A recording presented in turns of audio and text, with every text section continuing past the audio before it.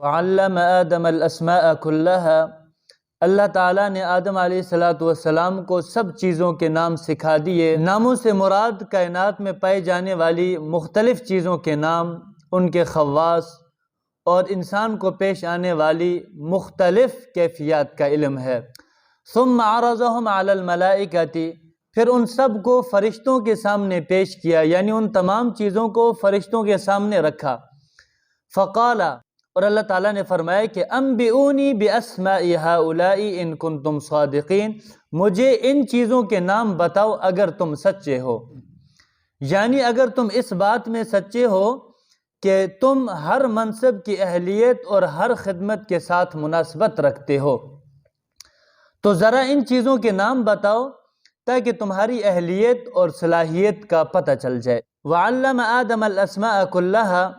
اس سے یہ بات واضح ہوگی کہ ہر منتظم اور ہر مصلح کے لیے ضروری ہے کہ وہ جس چیز کا انتظام اور اصلاح کرنا چاہتا ہے اس چیز کی اصل اور اس کی حقیقت کو جانتا ہو اور اس سے پورا واقف ہو، اور اس کے ہر قسم کے نشیب و فراز سے پورا کا پورا واقف اور ماہر ہو۔ یہی وجہ ہے کہ اگر حاکم اپنی رعایا کی عادات اور اس کے رسومات اور ان کے فوائدوں اور نقصان سے اگر واقف نہیں ہے تو کبھی بھی اس کے ہاتھ سے ان کا انتظام درست نہیں ہو سکتا۔